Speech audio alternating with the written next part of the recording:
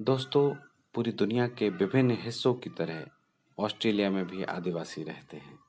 Australia के आदिवासियों पर करीब 2 सदियों तक जातियां हुई। आदिवासियों का नरसंहार हुआ और उन्हें असभ्य बताकर आदिवासी माओं से बच्चे छीन लिए गए। लेकिन धीरे-धीरे इस सब का अंत हुआ।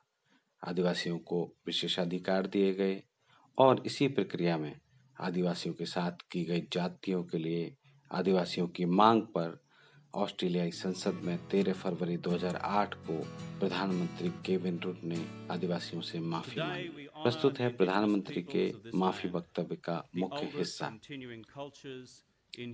आज हम इस देश के आदिवासियों का सम्मान करते हैं, जो मानव इतिहास की सबसे पुरानी सतत संस्कृतियों के वाहक हैं। उनके साथ हुए दुर्व्यवहार पर हम गंभीरता से विचार कर रहे हैं, विशेष तौर पर उस दुर्व्यवहार पर जिसने आदिवासियों से उनका बचपन छीन लिया और हमारे देश के इतिहास में एक काला अध्याय लिख दिया।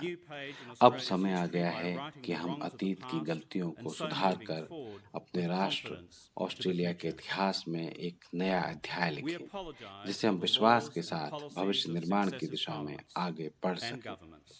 हम पुरानी सरकारों और संसद के कानूनों और नीतियों के लिए माफी मांगते हैं, जिन्होंने हमारे इन साथी ऑस्ट्रेलियाई लोगों को गहरा दुख, पीड़ा और नुकसान पहुंचाया। विशेष तौर पर हम उन आदिवासी बच्चों को उनके परिवारों, समुदायों और देश से अलग करने के लिए माफी मांगते हैं। इन स्टोलन जनरेशनों, उनके वंशजों और उनके पीछे छूटे परिवारों से उस दर्द, पीड़ा और आघात के लिए हम माफी मांगते हैं।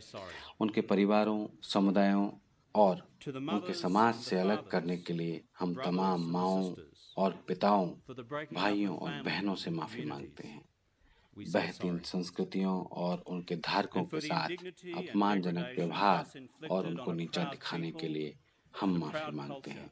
यह ऑस्ट्रेलियाई संसद सविनय निवेदन करती है कि राष्ट्र के उपचार के एक हिस्से के रूप में इस माफीनामे को उसी भावना के साथ स्वीकार किया जाए जिस भावना से यह प्रस्तुत किया गया है।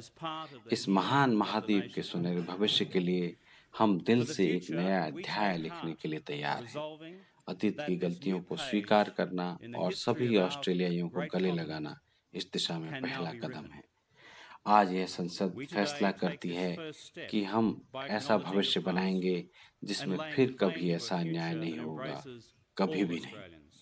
ऐसा भविष्य जिसमें हम सभी ऑस्ट्रेलियाइयों, आदिवासियों और गैर आदिवासियों के बीच जीवन प्रत्याशा, शैक्षिक उपलब्धियों और आर्थिक अवसरों के स्तर पर उपस्थित खाई को खत्म करने का संकल्प लें। एक भविष्य जहां हम समस्याओं के स्थायी समाधान के लिए नए समाधानों की संभावनाओं को तलाशेंगे, जहां पुराने तरीके विफल हो गए हैं। आपसी सम्मान, आपसी संकल्प और आपसी जिम्मेदारी पर आधारित भविष्य।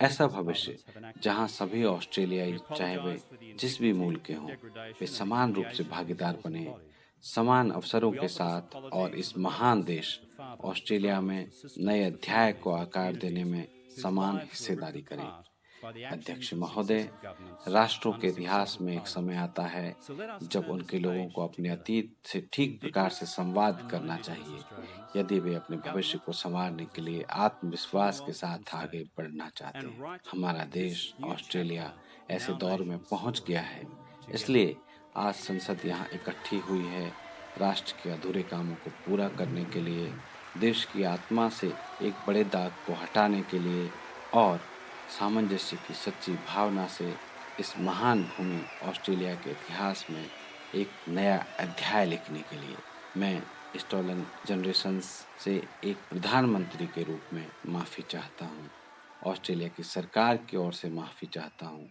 और ऑस्ट्रेलिया की संसद की ओर से माफ़ी चाहता हूँ।